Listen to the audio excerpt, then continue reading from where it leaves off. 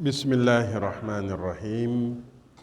Assalamualaikum warahmatullahi wabarakatuh. Alhamdulillah. Alhamdulillahilladzi la yansa man dzakara. Alhamdulillah. Alhamdulillahilladzi la yudayyi'u man syakara. Alhamdulillah. Alhamdulillahilladzi la yukhayyibu man raja'. Alhamdulillah. Alhamdulillahilladzi yajzi bihil ihsani ihsana wa bisabri najata wa ghufrana. Ashhadu an la ilaha illallah wa ashhadu anna Muhammadar Rasulullah. Allahumma salli ala sayyidina Muhammad wa ala alihi wa sahbihi wa man tabi'ahum ila yaumiddin, amma ba'du.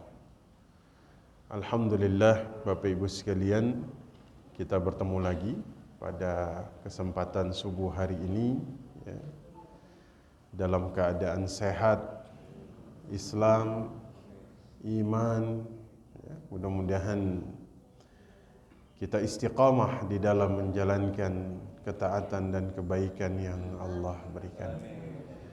Amin ya rabbal alamin. Karena hidayah ini tidak bisa ditukar dengan apapun ya. Bapak Ibu tahu Abdurrahman ibnu Muljam? Abdurrahman ibnu Muljam. Abdurrahman ibnu Muljam itu yang membunuh Ali bin Abi Thalib. Ali bin Abi Thalib. Ini orang taatnya luar biasa.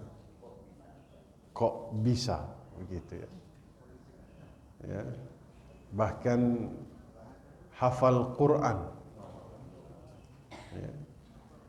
Waktu Umar mengutus dia ke daerah Syam, Umar pesan sama gubernur, qaribu min masjid ya, dekatkan dia dengan masjid agar dia bisa mengajarkan manusia tentang Quran.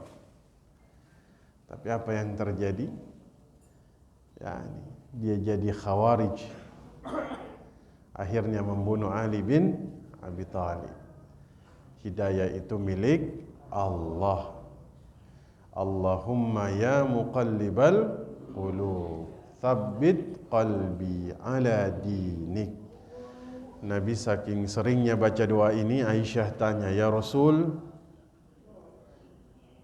kenapa engkau begitu sering membaca doa ini?" Ya, karena hidayah itu milik Allah ya Aisyah. Bukan milik siapa? Makanya saya doakan mudah-mudahan kita semua yang hadir di sini berkekalan dengan hidayah ini. Nabi Ibrahim ayahnya nggak dapat hidayah, padahal anaknya Nabi.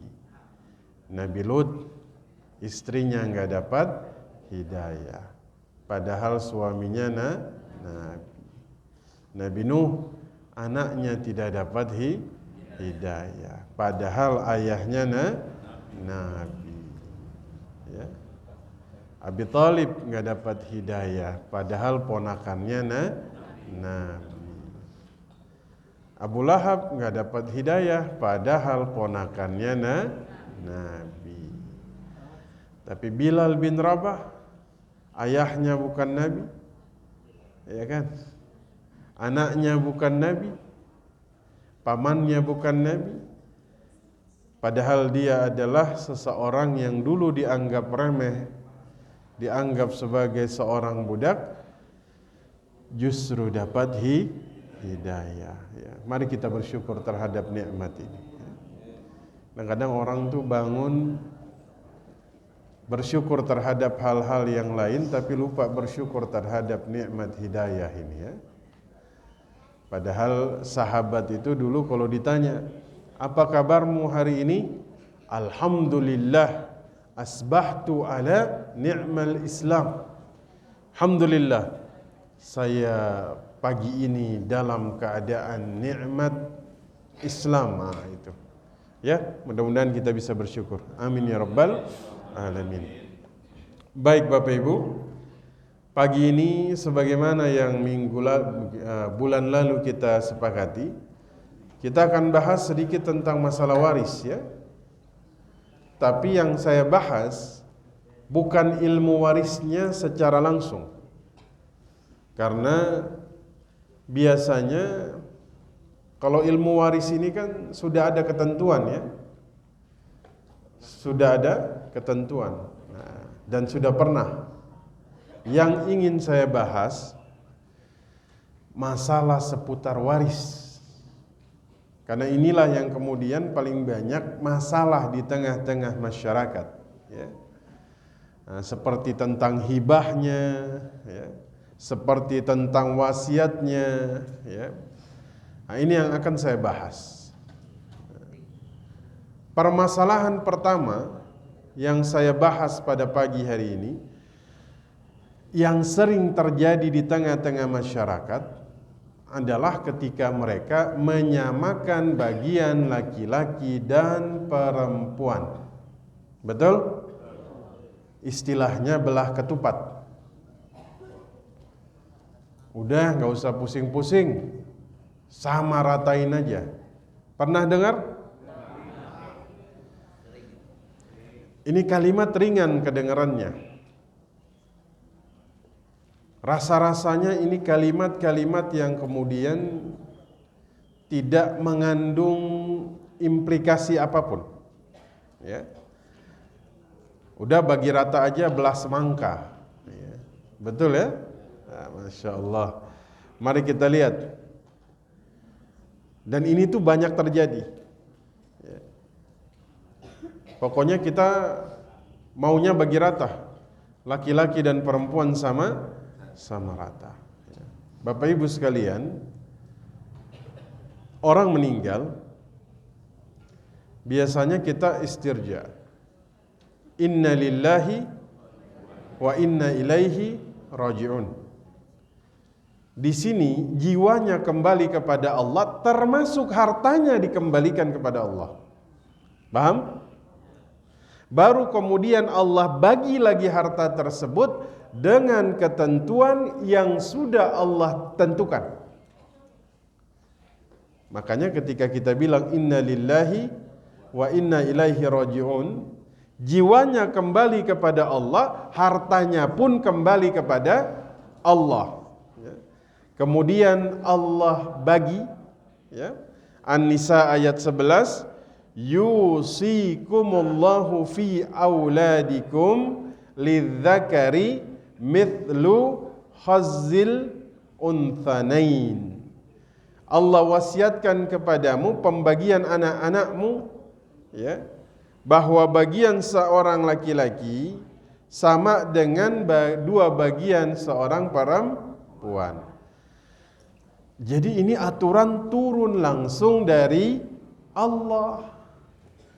Bagaimana mungkin Bapak Ibu kemudian mengingkari hukum yang langsung turun dari Allah? Kemudian menyamakan bagian yang sama rata antara laki-laki dan perempuan.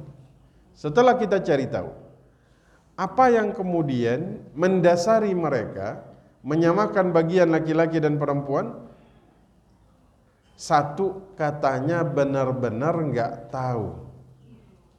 Benar-benar enggak tahu.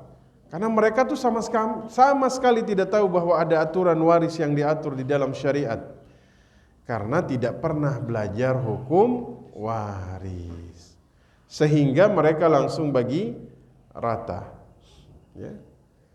Jadi memang ilmu waris ini ilmu yang pertama diangkat dari atas muka bumi ini ya.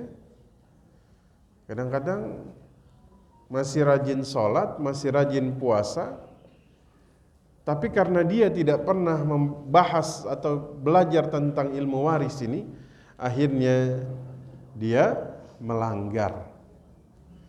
Ya. Kalau dia belum belajar, mungkin diingetin dia masih mau. Yang bahaya yang sudah belajar tapi pura-pura tidak tahu. Nah, ini yang bahaya ini. Ya. Ini biasanya justru terjadi pada orang-orang yang tingkatan akademisnya ini lebih tinggi. Benar. Ya. Karena dia pakai logika. Bahwa wah ini harus adil dong. Gitu kan? Lebih adil mana Bapak Ibu sama Allah? Saya tanya, lebih adil mana Bapak Ibu sama Allah? Nah, hukum Allah itu hukum yang seadil adilnya. Kadang perempuan nih ya, dia dapat setengah, tapi kan ntar nikah dia. Ketika dia nikah nanti dia dapat bagian juga dari suaminya. Betul? Laki-laki dapat 2 kali lipat karena nanti dia menikah. Ketika dia menikah, dia punya istri, dia punya di mana nanti bagiannya dia kasih kepada mereka. Jadi logikanya lebih banyak mana Bapak Ibu? Perempuan atau laki-laki? Tuh, Allah ini Maha Adil, ya. Maka kita hindari ya, pemikiran-pemikiran yang menyamaratakan antara perempuan dan laki-laki.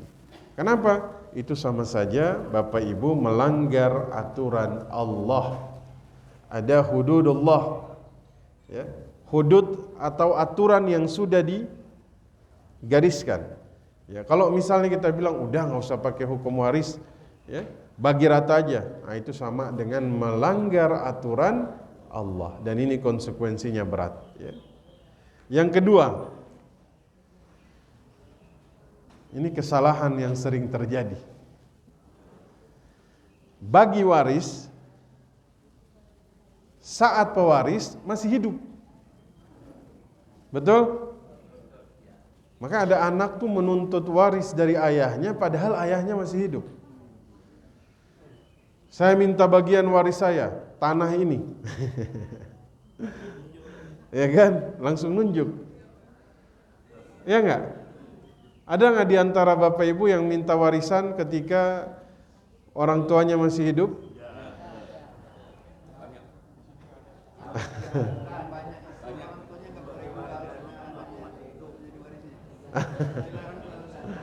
Baik. Sebenarnya ketika orang tua masih hidup itu nggak ada urusan sama waris, nggak ada urusannya. Waris itu baru kemudian dibagi ketika yang punya harta sudah mati, meninggal. Barulah hartanya ini menjadi tirkah. Tapi ketika dia masih hidup itu nggak ada urusan sama sekali. Kenapa antum minta waris sementara pewaris masih hidup? Ya. Nah, kalau orang tua masih hidup kemudian sudah bagi-bagi harta, bagi-bagi waris, ini sebenarnya sebuah hal yang kemudian tidak boleh dilakukan. Ya. Kecuali dia bagi-bagi harta dengan status hibah, dengan status hibah. Ya, hibah pun disyariatkan ya, dalam Islam. Hibah ini boleh diberikan kepada siapa saja. Ya, nah, nanti kita bahas ya. Nah, kadang-kadang tuh orang sering salah kaprah tentang hibah dan wasiat ini. Ya, hibah boleh diberikan kepada siapa saja. Ya. Nilainya boleh berapa saja ya. Dengan syarat yang memberikan ini sehat ya.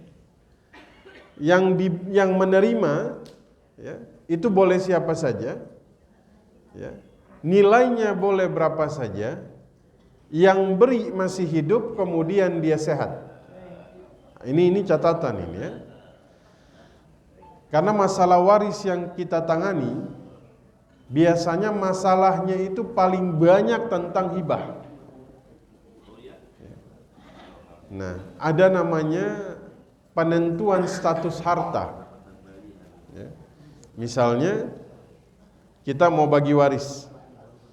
Sebelum bagi, Ini hartanya kita klarifikasi dulu. Ini namanya penentuan status harta. Dan ini cukup sulit. Ya. Almarhum Fulan bin Fulan meninggalkan ahli waris Fulanah istrinya, anaknya Fulan, anaknya Fulana, itu disebutkan semua. Betul? Betul. Ini harus klarifikasi dulu nih ahli waris. Kalau tiba-tiba misalnya ada seorang wanita muncul, mohon maaf, saya adalah istri yang kedua. Wah, itu harus diklarifikasi. Baik. Oke. Kemudian dia bilang, dan saya punya anak dari istri yang itu harus tuh diklarifikasi dulu semuanya. Berarti ahli waris almarhum 2 orang istri. Oke? 3 orang anak dari istri pertama, 1 orang anak dari istri yang kedua, anaknya ada 4. Jelas ya? Itu harus diklarifikasi dulu penentuan ahli warisnya. Saya tanya, Bapak Ibu sudah melakukan penentuan ahli waris? Belum. Itu hak mayit itu. Belum. Hak mayit itu ditentukan ahli warisnya. Berarti Bapak Ibu pulang, bilang sama saudara-saudarinya, ya, ini aja, secara lisan kumpul, bahwa almarhum ayah kami bernama Fulan bin Fulan meninggal tanggal sekian, meninggalkan ahli waris adalah sebagai berikut. Itu harus dilakukan. Itu namanya penentuan ahli waris. Ya. Baru penentuan status harta tadi. Ya. Itu penting. Karena kita nggak pernah tahu ternyata mayit ini punya istri ada. Iya. Nih. Kawin siri. Nikah itu dalam Islam nggak ada. Ini nikah siri, istilahnya tuh cuman ada di Indonesia, di kita. Siri itu artinya sir, diam-diam, karena takut istri pertama. Walaupun dalam Islam, izin istri pertama tuh bukan menjadi syarat. Oke? Jelas ya?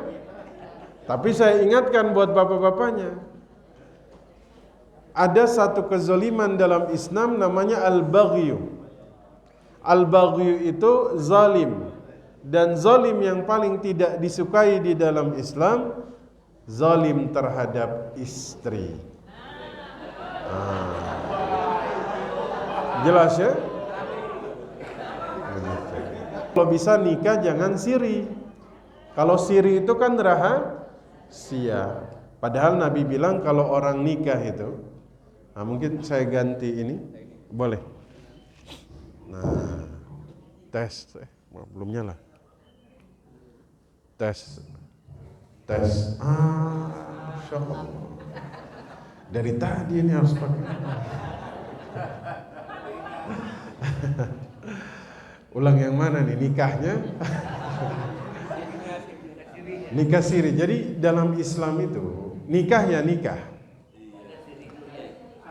Karena hakikat nikah itu harus diumumkan. Kata Nabi, aumil walau bisyat.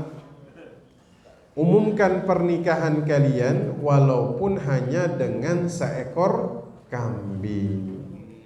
Berarti nikah itu harus diumumkan. Bukan diam. Mungkin kalau nikah siri istilah di kita itu nikah yang tidak tercatat di catatan sipil. Maka di Mesir itu cukup ketat, Pak. Mesir itu orang yang nikahnya siri, dia tidak akan diakui di dalam apapun di dalam urusan negara. Termasuk urusan nanti waris itu tidak diakui. Itu memang cukup ketat ya. Artinya mungkin itu dilakukan untuk Kalau sampai kakak, wallahu a'lam. Begitu ya. Nah, jadi Buya, nikah ya nikah ya. Sebenarnya nikah siri ini nikah diam-diam. Sir itu artinya rahasia. Makanya waktu penentuan status ahli waris semuanya tuh harus muncul. Karena Bapak Ibu pernah ada kejadian kita tangani, ketika penentuan status ahli waris muncul istri yang kedua yang baru muncul ketika almarhum meninggal. Bapak Ibu tahu istri pertama menahan semua hartanya, nggak akan saya bagi. Kenapa? Karena nggak rela dengan adanya istri yang kedua. Kalau saya bagi berarti dia harus dapat. Kalau saya bagi anaknya juga harus dapat. Nah, makanya harus jelas. Ya. Istri kedua dapat waris? Dapat. Ada yang tanya berapa besarannya Ustaz? Kan 1/8. Apakah masing-masing kami 1/8? Enggak. Kamu berdua bagi 2/8 itu. Jadi misalnya 1/8 hartanya 40 juta, istrinya ada 2, ya masing-masing 20 juta. Oke? Kalau istrinya ada 4, dibagi 4, masing-masing 10 juta. Begitu ya? Baik. Nah, maka Bapak Ibu, masalah yang tadi kita sebutkan, yang sering muncul tuh masalah di dalam masalah hibah. Kadang-kadang ada yang mengaku dari ahli waris. Ini ahli waris mengaku, ya, misalnya meninggal si fulan, waktu mau menentukan status harta-hartanya ini, tiba-tiba yang satu bilang, ini tanah dulu ayah berikan kepada saya.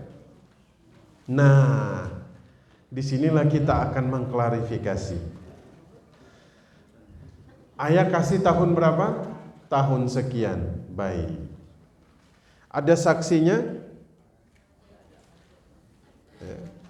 Dia bilang nggak ada. Sudah serah terima? Dia bilang belum. Waktu itu masih ucapan saja. Baik, maka hibahnya batal. Kenapa batal? Karena syarat hibah harus sudah qabat. Hitam putih, qabat. Qabat itu serah terima. Misalnya ayah langsung kasih, ini nah surat tanahnya saya kasih kepadamu, kemudian dia sudah balik nama, maka itu sudah qabat. Kalau dia bisa membuktikan bahwa itu sudah serah terima atau qabat, karena akad itu nggak sempurna kalau sudah serah terima. La yatimmu tabarru illa bil qabat. Akad tabarru hibah ini gak sempurna kecuali sudah serah terima. Kalau belum serah terima, dia masih belum sempurna. Makanya dulu Abu Bakar ngasih tanah kepada Aisyah, kebun korma. Habis itu Abu Bakar bilang begini, Aisyah, karena belum saya serah terimakan, maka pemberiannya saya tarik. Karena saya akan bagi kepada saudara-saudaramu yang lain. Kenapa? Karena belum serah terima. Kalau belum serah terima itu belum sah. Jadi kalau ada orang yang ngaku dia telah dihibahkan oleh almarhum tapi belum serah terima, maka itu harta kita kembalikan lagi ke harta waris. Jelas? Ahli waris boleh terima hibah? Boleh. Besarannya berapa? Boleh berapa saja. Jelas ya? Nah, wasiat beda lagi. Kalau wasiat ini juga sering kita temukan dalam masalah waris. Waktu mau bagi waris, kakak yang paling tertua bilang begini, Ustadz, dulu almarhum ayah wasiat bahwa ini rumah nih buat saya. Ada surat wasiatnya. Nah, sah atau tidak? Tidak sah. Kenapa tidak sah? Ahli waris gak boleh terima wasiat dari pewaris.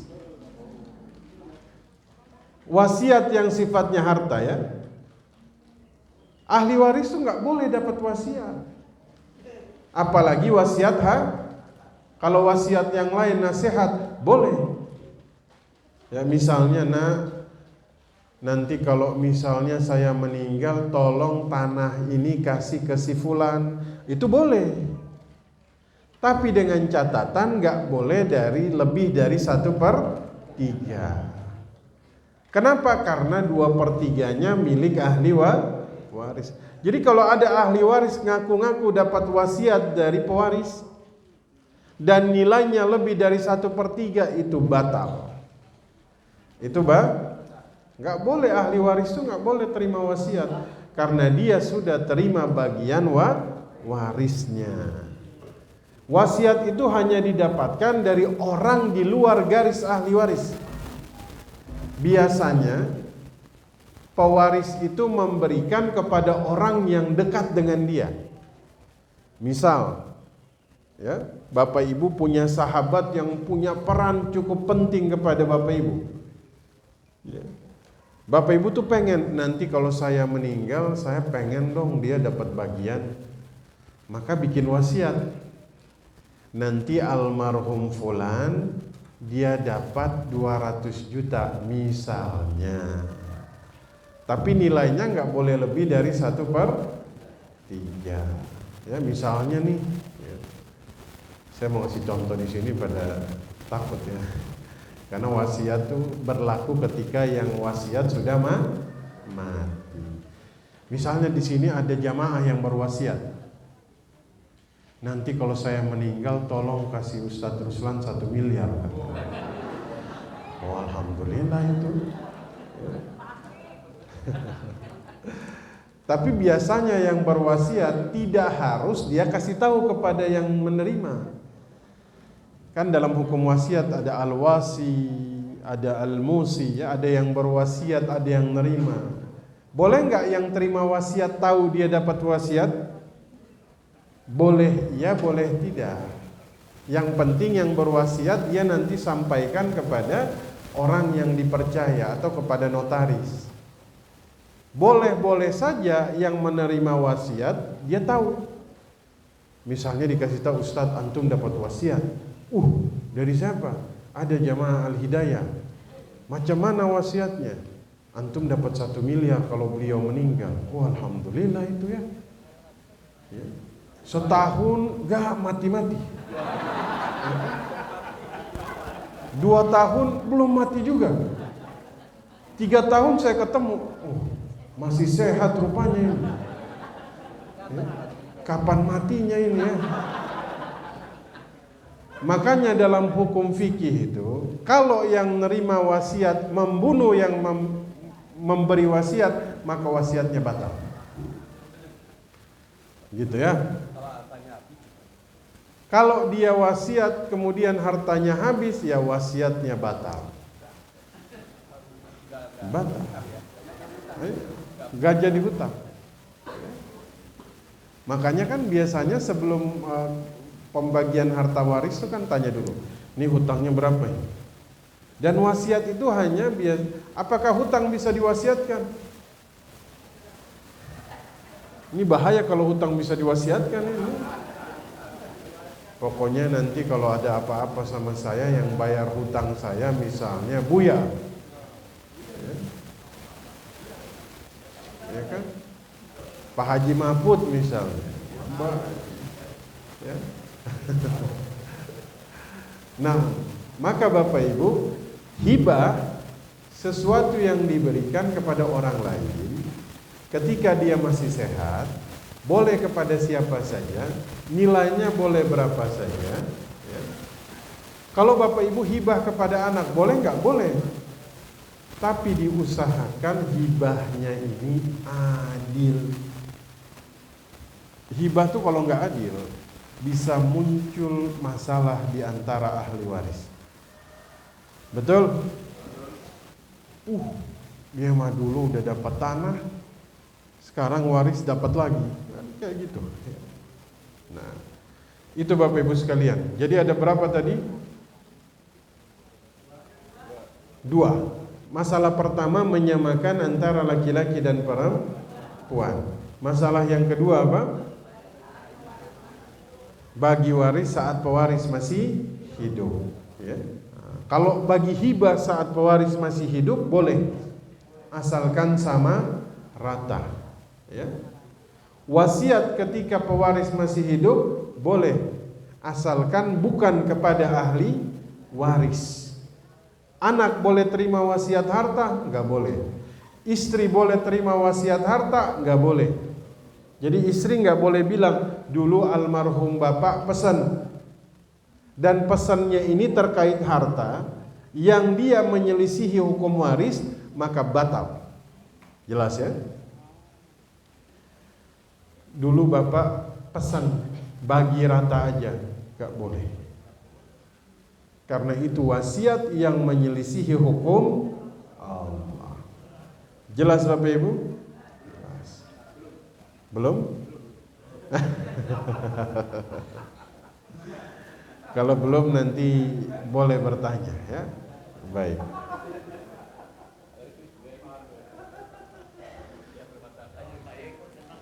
Nah, yang belum jelas nih biasanya yang istrinya lebih dari satu. Maksudnya belum jelasnya ini bagaimana cara memberitahu istri yang pertama.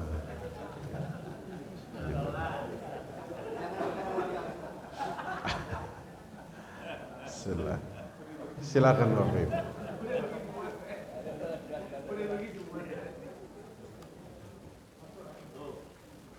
Masalah yang ketiga, ini yang sering terjadi, menunda-nunda pembagian waris. Ini yang sering terjadi Bapak Ibu, menunda-nunda pembagian waris. Dalam syariat itu tidak dibenarkan harta yang tidak bertuan. Menunda pembagian waris itu berarti membiarkan status hartanya ini tidak bertuan. Betul? Ya. Kan ketika dia wafat langsung Allah tetapkan, langsung Allah bagi, ya. Ketentuan-ketentuan haknya, siapa ahli warisnya, berapa nilai yang menjadi hak mereka. Ya. Dan ini harus dibagi. Segera. Begitu almarhum meninggal 1 hari langsung bagi, monggo silahkan. Tapi orang ini menyangka bagi itu harus jual. Nah ini problemnya. Padahal bagi itu bukan berarti harus jual, enggak. Bagi itu adalah bagaimana kita menentukan hak masing-masing. Kita kumpul nih, langsung ditentukan. Dengan ini kami ahli waris dari fulan bin fulan, kami akan membagi hak dari setiap ahli waris. Ibunda mendapat 1/8 dari semua peninggalan almarhum. Ya. Kita laki-laki dapat 2/1 asabah, perempuan mendapat 1/1 asabah. Syukur-syukur kita bisa langsung hitung. Misal dia dapat 1/16, hak saya misalnya pokoknya sudah dibagi, kita semua sudah tahu haknya, berarti saya punya hak dari harta ini misalnya 1/4. Sudah? Selesai. Masalah jual nanti masalah nanti. Jelas ya? Cuman dalam pikiran kita bagi waris itu jual-jual aset, enggak. Bagi waris itu menentukan hak masing-masing. Kalau sudah ditentukan, alhamdulillah. Semua sudah tahu haknya, hukum Allah telah ditunaikan.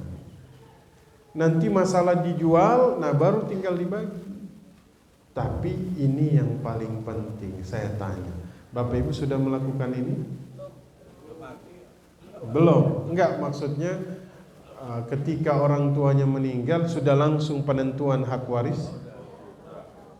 Nah, ini harus dilakukan.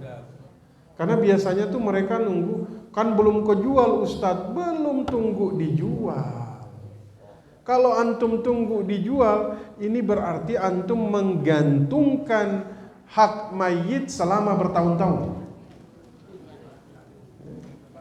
Udah, kumpul saja dulu, tentukan haknya. Setelah ditentukan haknya, sampaikan kepada masing-masing, semua tahu haknya, sudah tinggal nanti masalah dijual baru dibagi, itu masalah belakang. Ya?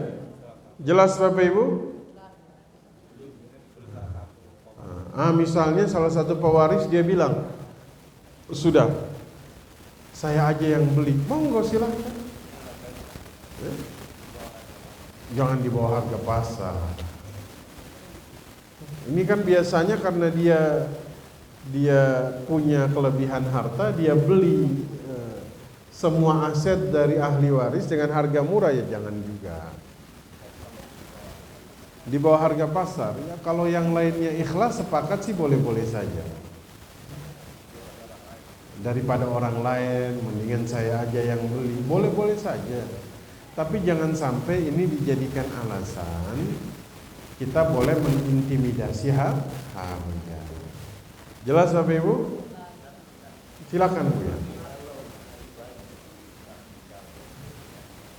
Baik. Kenapa? Baik. Tapi dia punya dapat.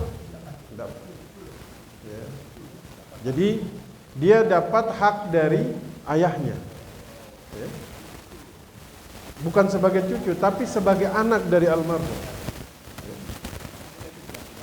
Nah, jadi misalnya nih 3 orang, ya, seharusnya sudah dibagi waris, tapi belum dibagi nih. Yang satu anak laki-laki. Ini belum dibagi, anak laki-lakinya udah meninggal. Anak laki-lakinya punya anak. Maka anaknya tuh berhak atas harta bagian ayahnya. Jelas ya? Bukan bagian kakeknya, tapi bagian ayahnya.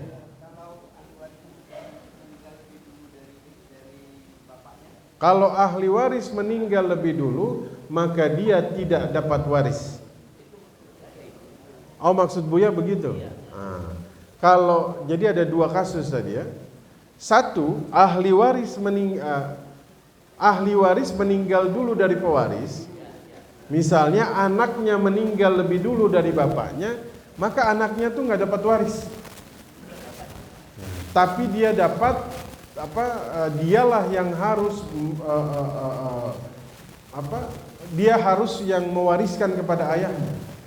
Justru ayahnya jadi ahli waris. Kebalik. Justru ayahnya yang jadi ahli waris. Di samping anak-anaknya dia bisa dapat bagian. Begitu. Kalau dia meninggal lebih dulu.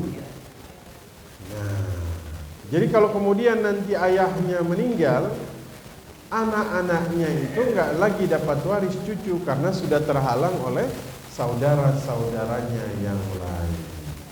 Tapi nanti ditentukan dulu, ditetapkan dulu.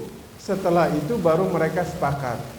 Abang kita udah meninggal nih, dia punya anak, kita sudah dapat hak kita semua, kita sepakat, kita kasih kepada anak-anaknya. Nah itu boleh. Kesepakatan apapun boleh dilakukan setelah hukum Allah ditunaikan. Jelas? Jadi jangan langsung bagi-bagi rata, jangan langsung udah saya nggak ambil bagian. Kita sepakat ya, kita kasih. Sebelum sepakat, hukum Allah dulu dijalankan. Jelas ya?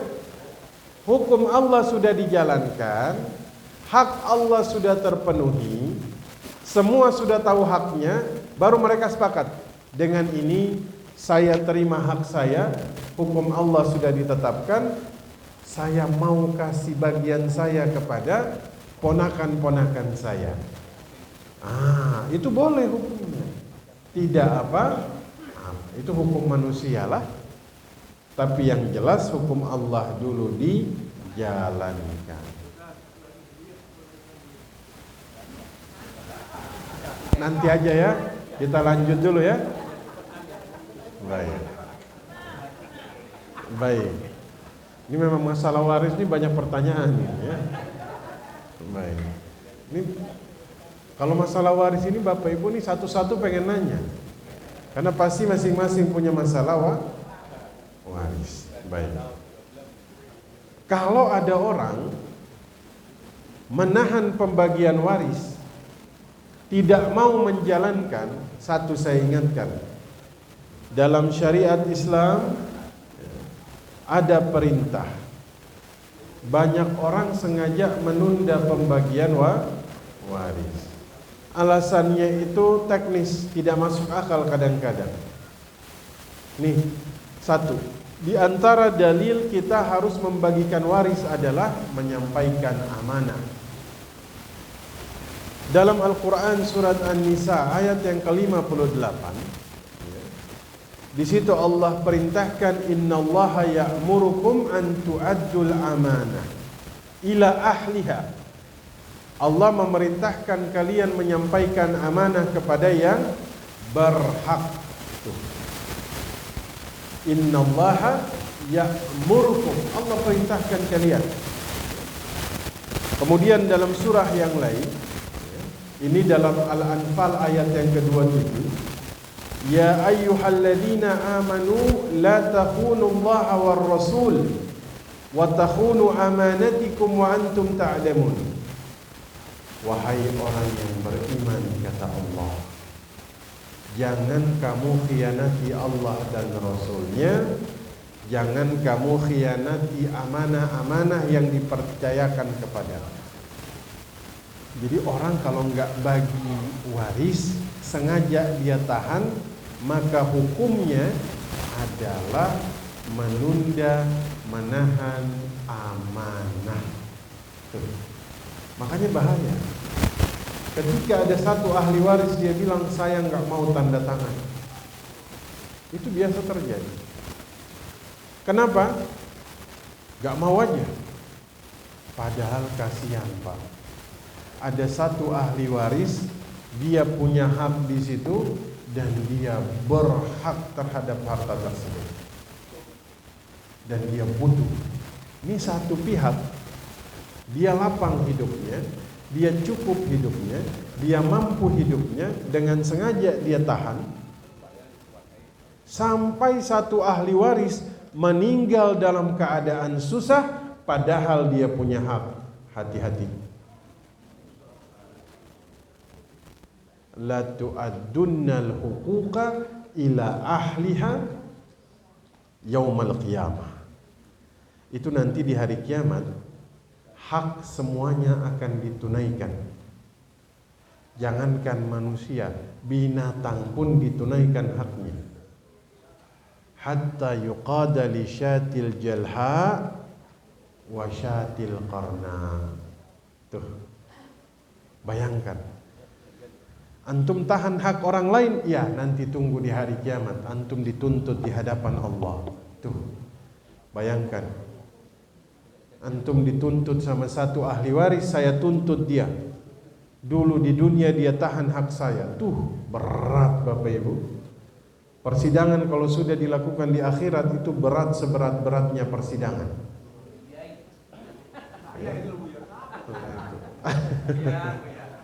Ya. Maka jangan pernah menunda pembagian waris. Apalagi antum misalnya, ini banyak kejadian. Bapak Ibu pernah menghadapi hal seperti ini? Satu pihak tuh sengaja dia tahan. Ya. Kasihan Pak. Ada sampai yang kemudian datang mengemis-ngemis minta haknya nggak dikasih. Biarin aja katanya. Bahaya Pak. Ya. Menunda-nunda pembagian, ya, menunda-nunda hak orang lain itu bahaya. Ini yang lebih bahaya lagi. Jika misalnya ada ahli waris yang statusnya yatim. Nih, saya ingatkan, harta anak yatim, oh itu haram dimakan, diambil. Termasuk dari satu dari 7 dosa besar adalah memakan harta anak yatim.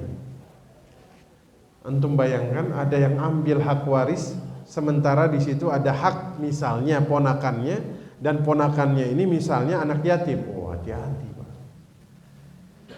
Hati-hati, ya.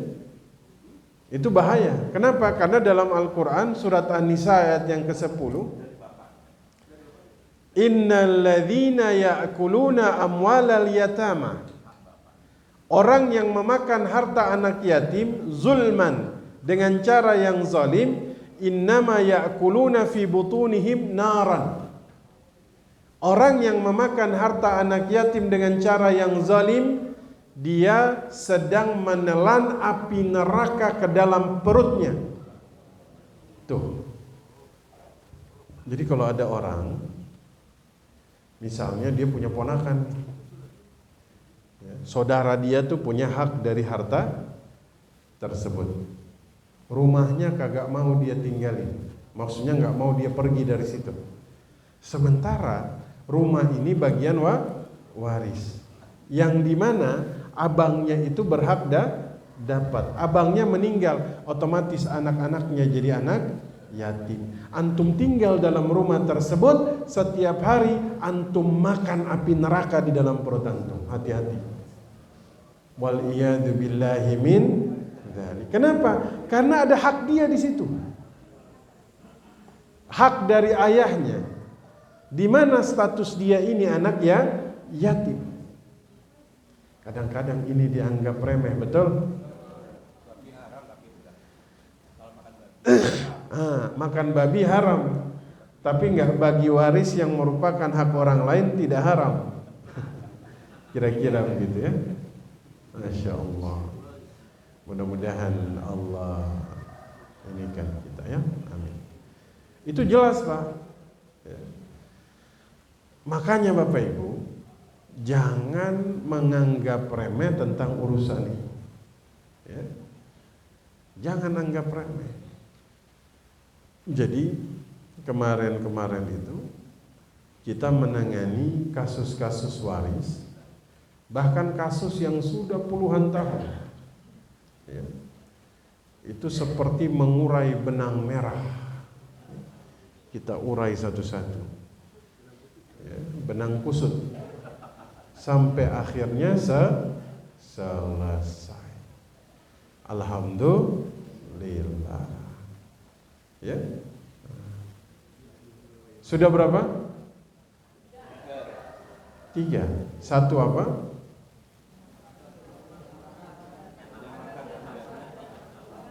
Baik. 2 apa? Masih hidup. 3 apa? Menunda pembagian harta. 4. Hari ini kita bahas 4 dulu. Sebenarnya ada cukup banyak ya, tapi pelan-pelan, ya, bertahap. Ya. Ada yang bilang, Ustaz, banyak belajar tuh banyak lupa, Ustaz. Sedikit belajar sedikit lupa, Ustaz. Gak pernah belajar gak pernah lupa. Iya. Emang kagak pernah belajar gimana bisa lupa ya? Orang gak pernah belajar gimana dia bisa? Baik, pelan-pelan ya, kita nikmatin pelan-pelan. Yang keempat, hampir setiap orang tuh dalam pikirannya masalah waris ini terkait dengan penjualan. Ya. Jadi tanah, rumah belum laku dijual, maka belum dibagi. Makanya kayak gitu tuh. Ini ahli waris nih biasanya almarhum meninggal, diam-diam aja udah.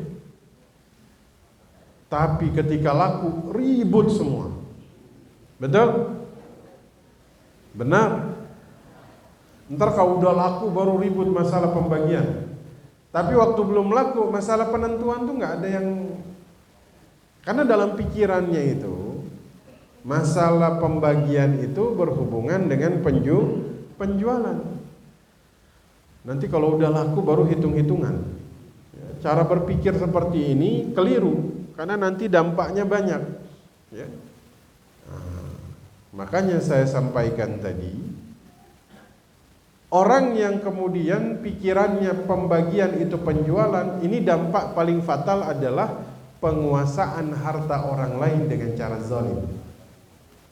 Betul? Ini yang terjadi. Ya. Makanya bagi waris itu bukan berarti jual. Ya.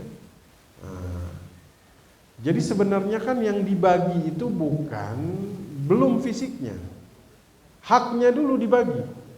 Ya. Atau kita bilang persentasinya, komposisinya yang dibagi menurut hukum faraid. Jelas ya? Jadi kadang dibagi itu pokoknya harus bagi. Baginya kapan? Udah jual dulu. Nanti jual baru kita. Enggak. Misal dibagi sehingga kita tahu hak kita, sudah. Nanti urusan dijual ya mau lama mau cepat, yang penting sudah dibagi menurut haknya. Ya. Itu namanya membagi saham kepemilikan. Sehingga misalnya Bapak Ibu sudah tahu, oh, hak saya sekian dari tanah ini. Oh, hak saya sekian dari rumah ini. Nah, itu. Ya. Ini kadang-kadang masalah-masalah yang misalnya nih, ini perempuan yang biasanya kejadian. Misalnya ibu mereka meninggal, emasnya itu tuh langsung dibagi-bagi di antara perempuan saja, itu salah juga itu. Ya. Karena laki-laki juga berhak. Ya, ketika ibu mereka meninggal langsung bagi tuh, nih gelang buat kamu ya, kalung buat saya ya, cincin buat kamu. Ya. Begitu, itu nggak boleh. Harus laki-laki juga dapat. Ya, seperti itu. Saya kira itu saja. Nanti kita tanya jawab. Ini tanya jawabnya banyak ini Mas ya. Baik. Assalamualaikum. Waalaikumsalam. Warahmatullahi